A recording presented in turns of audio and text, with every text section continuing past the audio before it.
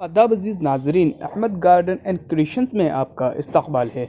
दोस्तों, काफ़ी दिन गुज़र गए जब हमने गुलदाउदी की कटिंग्स लगाई थी और इसी तरह से बहुत से प्लांट्स की कटिंग लगाई थी और उनमें से बहुत प्लांट के रिज़ल्ट मैं दिखा भी चुका हूं। तो आज मैं आपको दिखाता हूं अपनी गुलदाउदी का रिज़ल्ट कि कितनी कटिंग हमारी चली है और कितनी कटिंग हमारी नाकाम हुई है। तो यहाँ पर आप देखिएगा कि ये हमारे गुलदाउदी के प्लांट तैयार हो गए हैं कटिंग से, और ये मैंने सब आपको उस वीडियो में दिखाए थे। पिछली वीडियो में अगर आपने नहीं देखी है तो ऊपर आपको लिंक दिखाई दे रहा होगा, वहाँ जाकर आप वीडियो देख सकते हैं।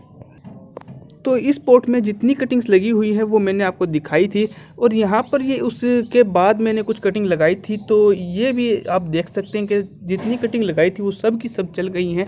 लेकिन इस पॉट में जितनी कटिंग लगाई थी उनमें से कुछ फेल भी हुई हैं, लेकिन ऑलमोस्ट हमारी ज़्यादातर कटिंग यहाँ पर ग्रो हो गई हैं। आप देख सकते हैं कि कितने बड़े बड़े हमारे प्लांट बन गए हैं। जब हमने कटिंग लगाई थी तो 1.5 से 2.5 इंच तक की कटिंग लगाई थी, और यहाँ पर आप देख सकते हैं कि 8-9 इंच का आपको प्लांट दिखाई दे रहा होगा, और इसी तरह से हमारी और कटिंग्स भी यहाँ पर सब ग्रो हो गई हैं। तो दोस्तों, अब मैं सोच रहा था कि इनको पॉलीथीन बैग में शिफ्ट किया जाए, उससे पहले आपको इनका रिज़ल्ट दिखाना ज़रूरी था।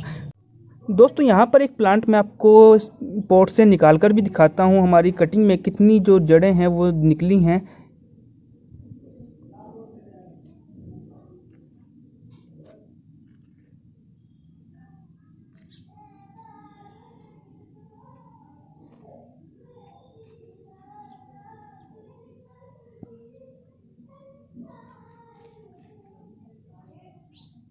तो दोस्तों, यहाँ देख सकते हैं कि आप कितनी ज़्यादा जड़ें हमारे प्लांट में निकल गई हैं, और ये अच्छे खासे हमारे प्लांट तैयार हो गए हैं। तो इसे मैं फ़िलहाल अभी यहीं पर वापस लगा देता हूँ, और जब हम इन्हें पॉलीथीन बैग में शिफ्ट करेंगे तब हम इससे सारे प्लांट को अलग कर लेंगे। तो अब मैं इनको पॉलीथीन बैग में शिफ्ट करूँगा, और पॉलीथीन बैग में पहले मैं इनको छोटे बैग में शिफ्ट करूँगा। मैं आपको दिखाता हूँ कि किस तरह के मैं पॉलीथीन बैग अब इस साल इस्तेमाल कर रहा हूँ।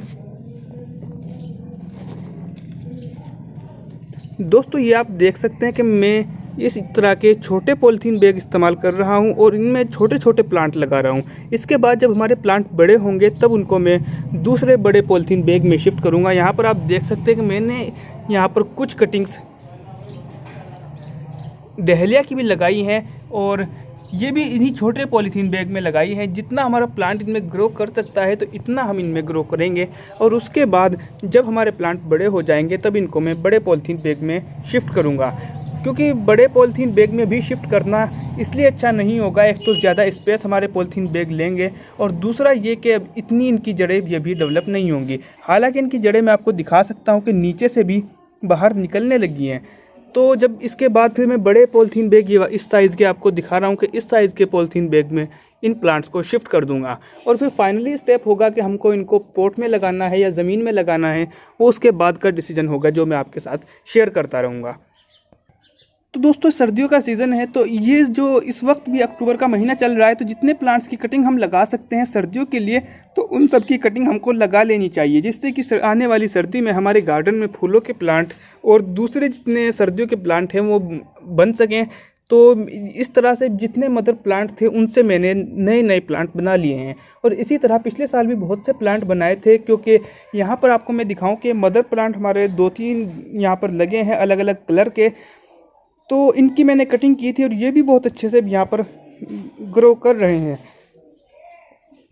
तो मदर प्लांट से हम नए प्लांट उगा सकते हैं। जैसा कि मैंने आपको बताया था कि डहलिया की कटिंग लगाई है, तो उनमें भी बहुत ज़्यादा कटिंग हमारी ग्रो हो गई है, और फिर उसके बाद भी मैंने कुछ कटिंग लगाई थी जिनका रिज़ल्ट मैं आपको यहाँ पर दिखाता हूँ कि ये हमारी कटिंग ज़्यादातर ग्रो हो गई हैं, और इनको मैंने पॉलीथीन बैग में लगाया हुआ है। कुछ क्यारी में भी कटिंग लगाई थी, वो भी हमारी ग्रो हो गई थी। तो दोस्तों, इस तरह हमें सर्दियों की तैयारियों में अपने प्लांट के लग जाना चाहिए। दोस्तों, डहेलिया और गुलदाउदी के 2 ऐसे प्लांट होते हैं जिनसे हम सीज़न में हर नए साल नए नए प्लांट बना सकते हैं, अगर हम इनको सेव करें।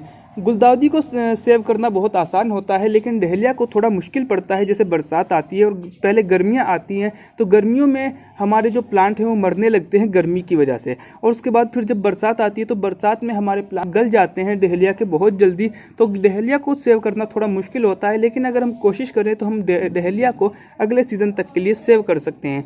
मैं आपको बताता हूं कि पिछले सीज़न में भी मैं कोई डहेलिया का प्लांट नहीं लेकर आया था और आपने देखा होगा कि पिछले सीज़न में भी कितने ज़्यादा फूल हमारे डहेलिया के प्लांट पर आ रहे थे।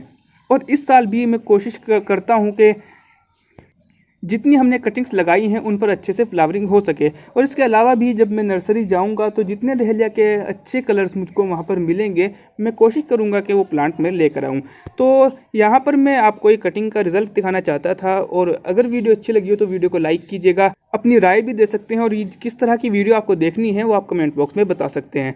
तो दोस्तों, अगर चैनल को सब्सक्राइब नहीं किया है तो चैनल को सब्सक्राइब कीजिए। यहाँ पर अच्छी अच्छी वीडियोज़ और आपकी पसंद के मुताबिक नई नई इंफॉर्मेशंस मिलती रहेंगी।